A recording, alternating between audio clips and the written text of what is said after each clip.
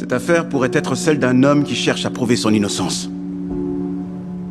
Mais quand on prend un noir et qu'on le met dans le couloir de la mort 1 an avant son procès, et qu'on exclut toute personne noire de la liste de son jury, quand on fonde sa condamnation sur le témoignage forcé d'un criminel blanc, et qu'on ignore le témoignage de 2 douzaines de témoins noirs respectueux des lois,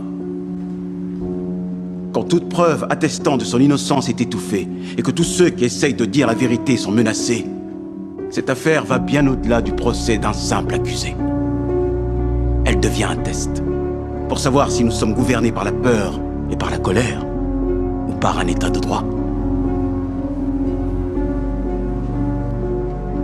Si les personnes qui se tiennent au fond de cette salle d'audience sont toutes présumées coupables lorsqu'elles sont accusées, si elles doivent repartir d'ici et vivre dans la peur que la même chose puisse leur arriver,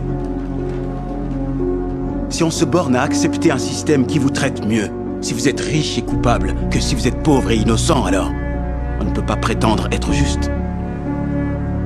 Si nous prétendons être pour une justice égale devant la loi, qui protège les droits de chaque citoyen, quelle que soit sa fortune, sa race ou son statut, alors il faut mettre un terme au cauchemar que vivent Walter Macmillan et sa famille.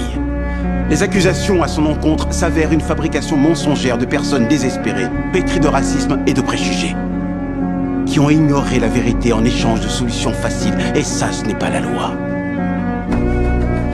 Ce n'est pas la justice. Ce n'est pas bien. Je demande la levée immédiate des accusations, Madame le Président. Merci.